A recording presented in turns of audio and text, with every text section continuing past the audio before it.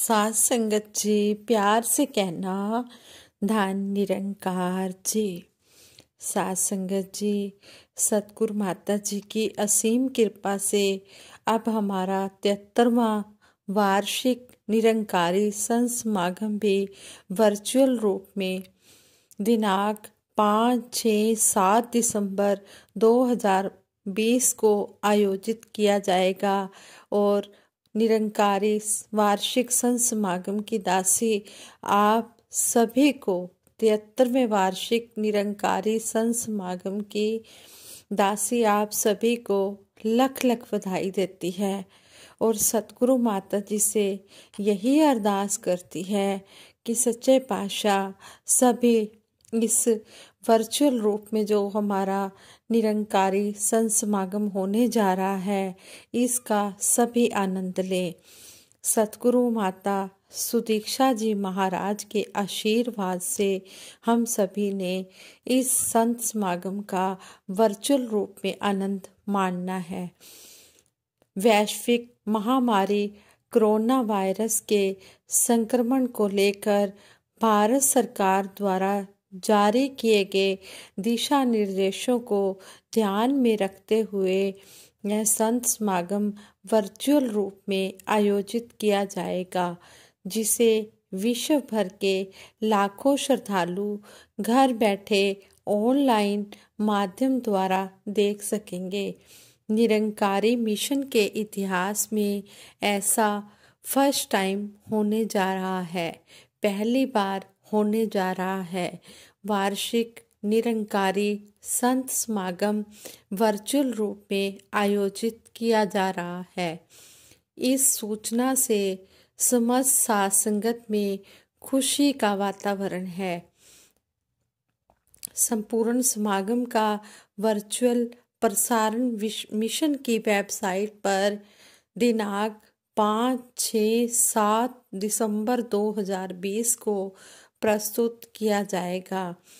इसके अतिरिक्त यह समागम संस्कार टीवी चैनल पर तीनों दिन शाम को 5:30 से 9 बजे तक प्रसारित किया जाएगा। भारत विभाजन के बाद पहाड़गंज दिल्ली में आकर शहंशाह बाबा अवतार सिंह जी महाराज ने 1948 में संत निरंकारी मंडल की स्थापना की। सन 1948 में ही मिशन का पहला निरंकारी संत समागम हुआ, जिस निरोल भक्ति का पौधा 91 ईयर्स पहले बाबा बूटा सिंह जी ने लगाया, जिसे सबर संतोष गुरमत के पानी से शहंशाह बाबा अवतार सिंह जी महाराज ने सींचा। सहनशीलता और नम्रता का पोषण देकर बाबा गुरबचन सिंह जी महाराज ने जिसे बढ़ाया। फिर प्रेम भाईचारे से ओत-प्रोत छायादार वृक्ष के रूप में जिसे सतगुरु बाबा हरदेव सिंह जी महाराज ने बनाया। ऐसे बाबा को पुनः सजाने, फिर से सजाने और महकाने की जिम्मेवारी सतगुरु माता सविंदर हरदेव जी महाराज के कंधों पर रही। उन्होंने इसे बहुत अच्छे ढंग से निभाया। वर्तमान में सतगुरु माता सुदीक्षा जी महाराज उसी ऊर्जा के साथ इसे आगे बढ़ा रहे हैं। इस वर्ष निरंकारी संत समागम का मुख्य विषय स्थिरता है। संत निरंकारी मिशन आध्यात्मिक जागरूकता के माध्यम से विश्व में सत्य, प्रेम, एकत्व का संदेश दे रहा है। जिस तरह ये प्रभु परमात्मा निरंकार स्थिर है और संसार में सब कुछ गतिशील है, अस्थिर व परिवर्तनशील है, तो जो स्थिर है उसके साथ जुड़कर स्थिरता प्राप्त की जा सकती है। यानी कि इस निरंकार ठहरे हुए इस निरंकार के साथ जुड़कर ही मन में स्थिरता आएगी। आजकल के आधुनिक परिवेश में जहाँ संसार गतिमान होने के साथ साथ कहीं न कहीं अस्थिर भी होता जा रहा है, मानव मन को आध्यात्मिक रूप से स्थिर होने की बहुत ज़्यादा ज़रूरत है। सतगुरु माता सुदीक्षा जी महाराज ने जीवन में स्थिरता को समझाते हुए हमें समझाया है कि जिस तरह पेड़ की जड़ें मजबूत होती हैं तो वह पेड़ हमेशा स्थिर रहता है। तेज हवाएं आए, चाहे कितनी भी आंधियां चले, वह पेड़ की जड़ों को बिल्कुल भी हिला नहीं सकते। वह जड़ें जो हैं पेड़ की जुड़ी रहती हैं क्योंकि वह मजबूत होती हैं, उनकी स्थिरता बनी रहती है। इसी प्रकार जिस मनुष्य ने ब्रह्म ज्ञान प्राप्त करके अपना नाता इस मूल रूप निरंकार से जोड़ लिया है, इसके साथ जोड़े रखा है, उसके जीवन में जैसी भी परिस्थितियां हो वह निरंकार प्रभु का सहारा लेकर स्थिरता को प्राप्त कर लेता है। संत निरंकारी मिशन हमेशा ही समाज सेवा के लिए सबसे आगे रहा है। इसके लिए यह हमारा मिशन हमेशा ही प्रशंसा का पात्र रहा है।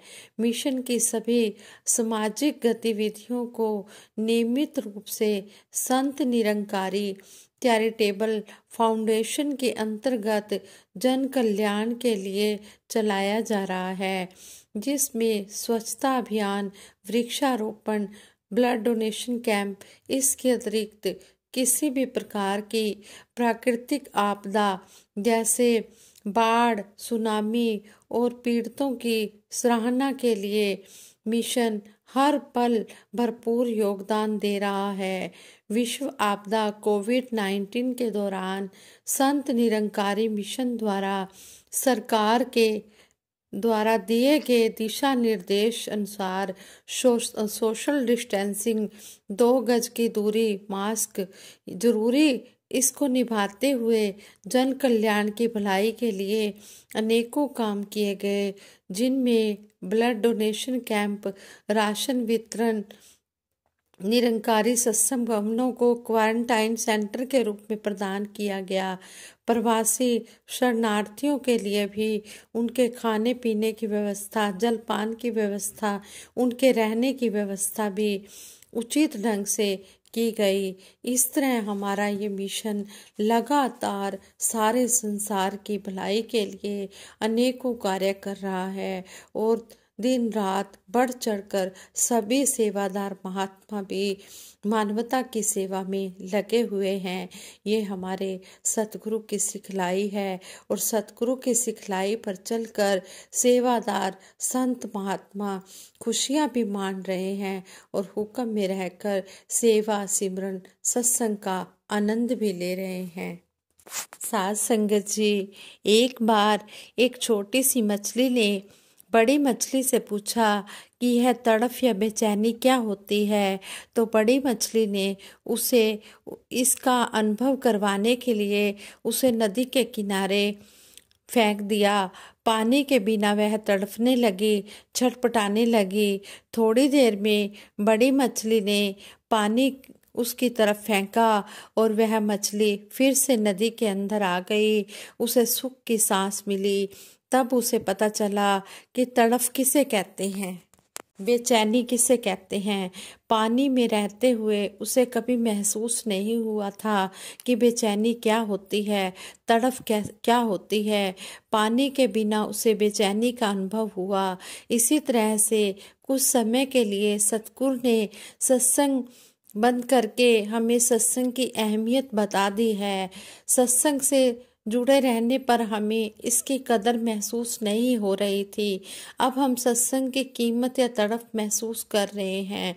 सतगुरु ने कृपा करके हमें गुरु चर्चा, ऑनलाइन गुरु चर्चा का अवसर दिया है। सतगुरु बहुत दयालु हैं, लेकिन जो हम प्रैक्टिकल रूप में हम सत्संग नहीं कर पा रहे हैं, तो फिजिकल रूप में सत्संग नहीं कर पा रहे हैं, तो उसकी जो तड़फ है उसके लिए हमें अब इसकी कदर पता लगी है।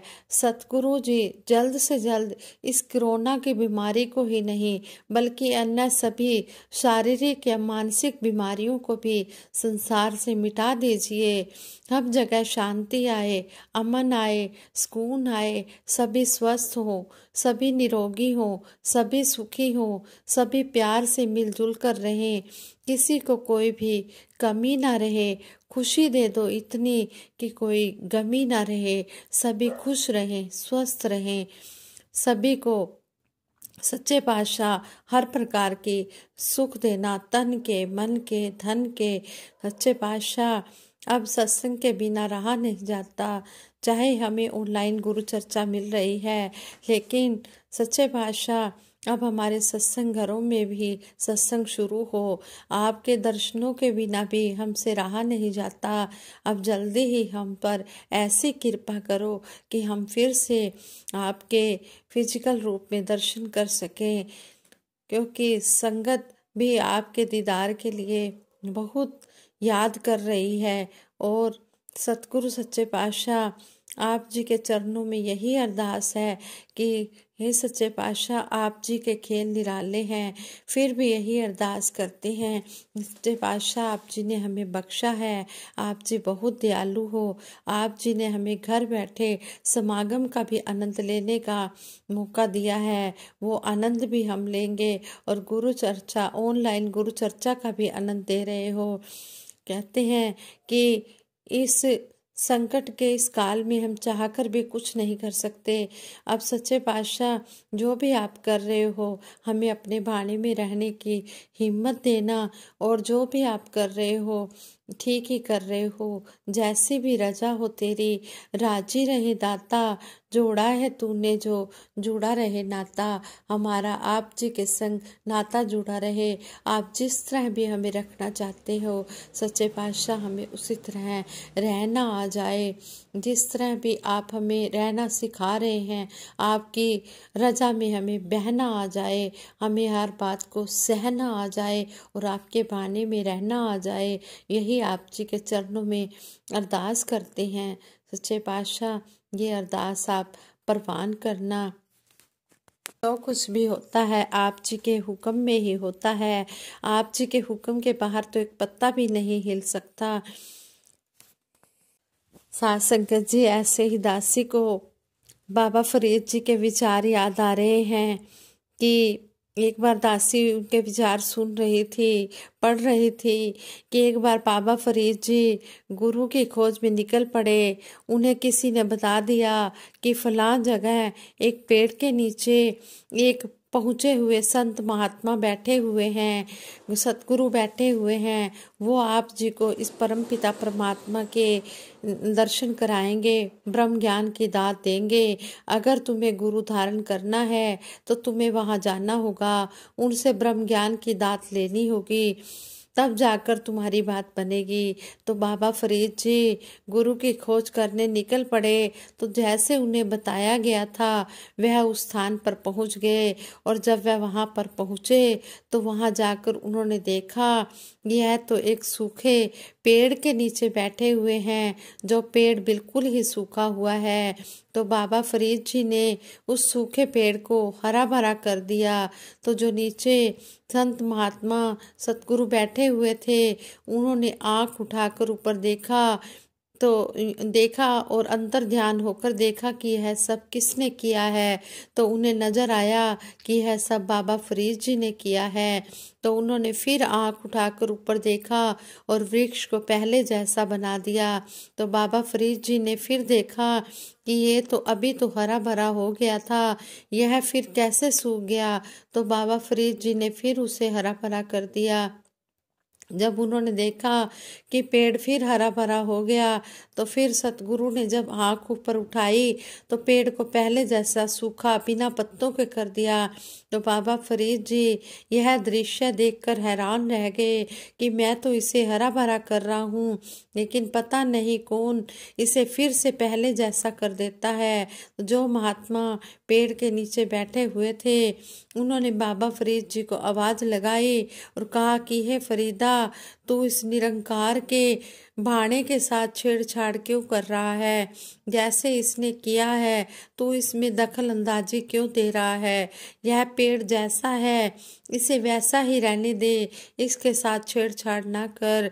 और मुझे पता है तू मुझे अपना गुरु बनाने आया है, तो जाकर पहले इस निरंकार के भाणे में रहना सीख, फिर आकर मुझसे ब्रह्म ज्ञान की दात लेना। तो साध संगत जी यह वचन उन्होंने उस समय बाबा फरीद जी को कहे थे, और बाबा फरीद जी उनके यह वचन सुनकर समझ गए थे कि निरंकार के भाणे में ही सब कुछ है, इनके भाणे से ऊपर कुछ भी नहीं है। बड़े से बड़े संत महात्मा भी इनके भाणे में रहने के लिए बोलते हैं, जबकि वह करने को बहुत कुछ कर सकते हैं, लेकिन निरंकार के भाणे को मानते हैं और सभी को निरंकार के भाणे में रहने के लिए बोलते हैं।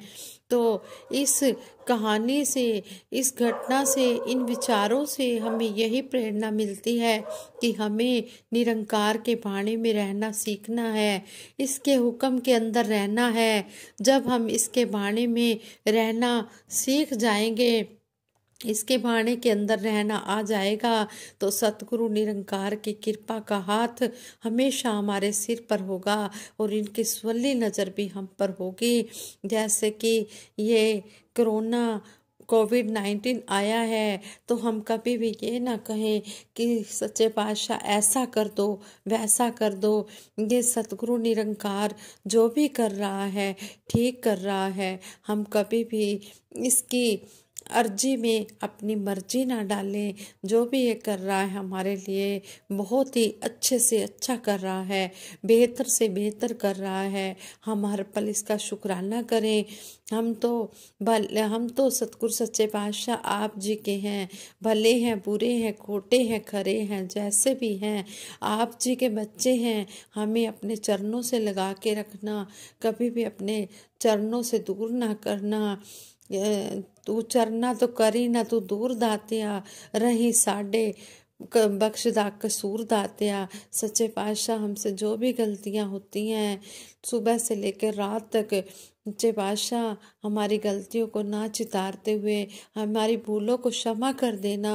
सच्चे पातशाह हमारे अवगुणों की तरफ ना देखना। सच्चे पातशाह हमें बख्श लेना। हम तो भूलनहार जीव हैं, हम बहुत गलतियां करते हैं। आप जी बख्शनहार हो, आप जी हमें बख्श लेना और हमें अपने चरणों में हमेशा जगह देकर रखना। आप जी जो भी कर रहे हो, जो भी करवा रहे हो, ये आप जी के हुक्म के अंदर हो रहा है। हम हमेशा आप जी का शुक्रिया ही अदा करते चले जाएं। शुक्राना शुक्राना करते रहिए, हर पल करिए, पल पल करते रहिए शुक्राना। मेरे सच्चे पातशाह हर पल कहते हैं कि हर श्वास थामने का शुक्राना, हर पल का शुक्राना, तू ही का शुक्राना। जो भी आप जी ने हमें सिमरन बख्शा है, सत्संग बख्शी है, हम सेवा बख्शी है, हम इसको करते चले जाएं और हर एक जीव के अंदर आप जी का ही दीदार करें, आप जी का ही रूप देखकर सबका सत्कार करें। तेरा रूप है संसार, सब दा भला करो करतार, साडी मंग है दातार। साथ संगत जी, दासी से अगर ये विचार करते हुए कोई गलती हो गई हो तो दासी को क्षमा कर देना और आगे के लिए दासी को सद्बुद्धि देना, सद्विचार देना। दासी सिमरन कराएगी, आप जी ने सभी ने मिलकर सिमरन में साथ देना है। तू ही निरंकार मैं तेरी शरण हाँ, मैनू बख्श लो। तू ही निरंकार मैं तेरी शरण हाँ, मैनू बख्श लो। तू ही निरंकार मैं तेरी शरण हाँ, मैनू बख्श लो। तू ही निरंकार, मैं तेरी शरण हाँ, मैनू बख्श लो। सतगुरु माता सुदीक्षा सविंदर हरदेव जी महाराज की जय। निरंकारी राजमाता गुरु बचन अवतार की जय। साध संगत जी, प्यार से कहना धन निरंकार जी।